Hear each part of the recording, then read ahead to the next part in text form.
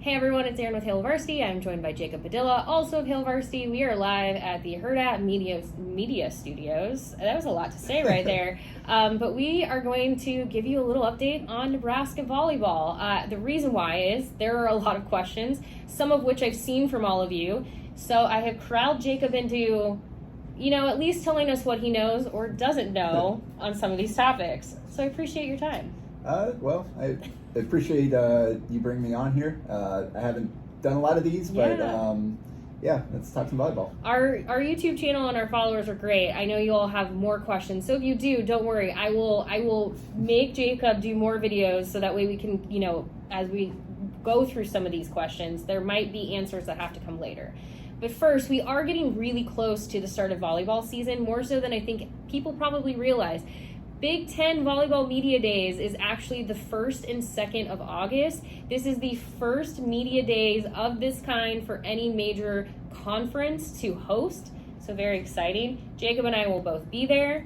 So we will have more content for you coming from volleyball once we get to Chicago, August 1st and 2nd. But in the meantime, I'm going to ask you the question that I've seen here and I've also seen on our Twitter account. What is going on with Kayla Caffey? We still don't know. Unfortunately, so the way John Cook has explained it is it's really complicated and he doesn't want to go through the finer details, but there's a lot of factors that both Kayla and John have to kind of sort through to make their decision about whether or not it's worth it for her to come back for another year. Because there are some stipulations both for the program and for her, apparently. I don't know what those would be, how this would work. I'm still a little confused about how she even has the opportunity for eligibility. Is it technically a 7th year? Yes, and also one of those years was a voluntary redshirt, I believe. So the way I always understood it is to get that 6th year, which is what she's applying for, because the COVID year would make it the 7th year. You have to have missed 2 seasons with an injury and be able to prove that.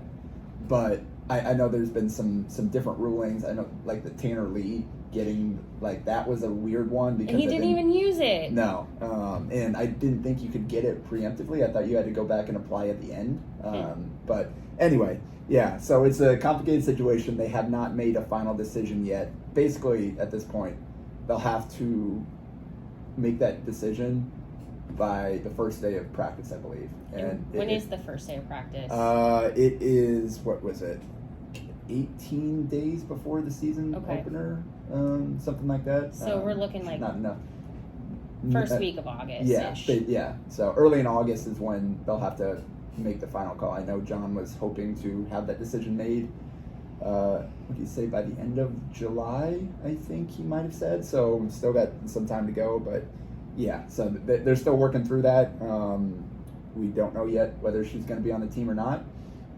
I don't know exactly kind of what all the factors are that they're sorting through, but that is the case. Right now, it's Caitlin Horde, the transfer from Penn State, and then Maggie Mendelson and Becca Alec are their middle blockers right now, the 2 freshmen. Maggie's multi-sport, been doing some USA basketball stuff in addition to training for volleyball, and so talented young woman who has a lot on her plate right now, but that's kind of where Nebraska is at currently with their middle blocker situation. And I know a lot of people, and this has actually come up quite a bit on some of it here on YouTube, because we do share some of the YouTube shorts here as well, and one of the videos we recently uploaded was of a block by Kayla Caffey, and she does have a very impressive vertical. She kind of floats, and people have commented that it would be great to have her back.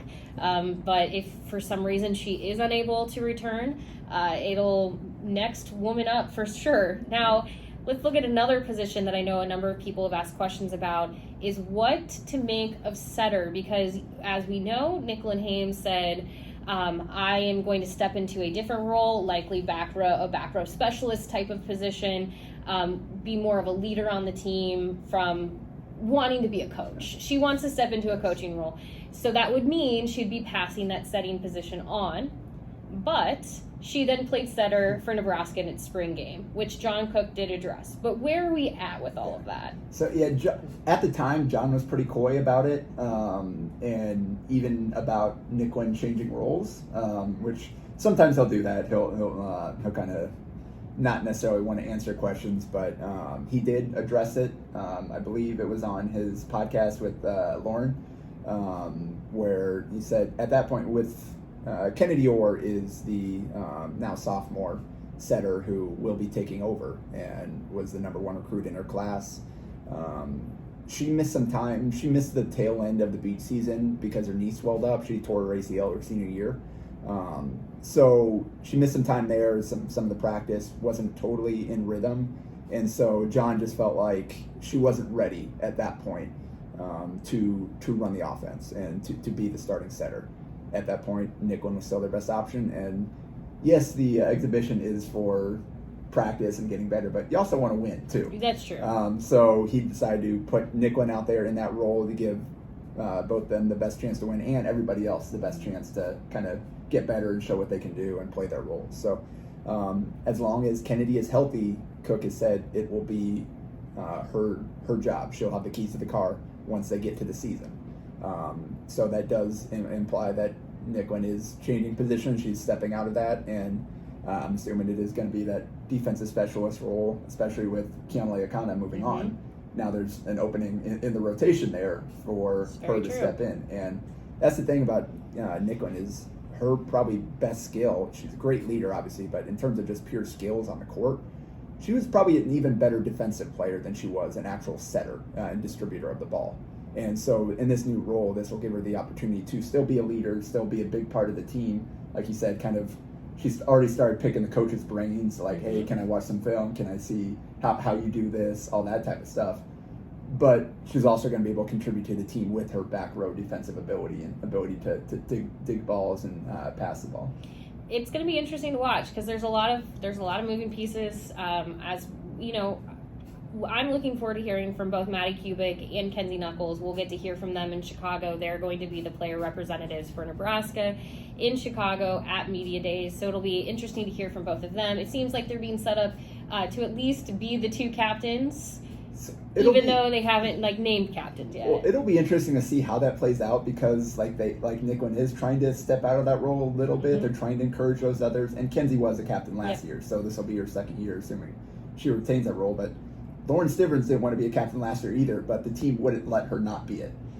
So I'll be curious to see kind of how that sorts out. Do they have... So maybe they do a 3-captain situation again, because I think that was for Lauren. She's like, I don't want to just be one of 2, and so you had Nicklin, Lauren, and Kenzie. So maybe it becomes Maddie, Kenzie, and Nicklin as kind of like a pseudo assistant captain. Exactly right, because Lauren said she kind of wanted to pass that off like it's their time now, like I shouldn't even be here. This is just kind of the situation we're in, but she had that much respect from her teammates that they're like, no, you're one of the leaders on this team. It doesn't matter. You're here. You're going to be in that role. So I wouldn't be surprised at all to see Nicklin kind of in that same role, even if I think Maddie and Kenzie are both kind of set up to be like the active captains and obviously going to Media Days to represent the program.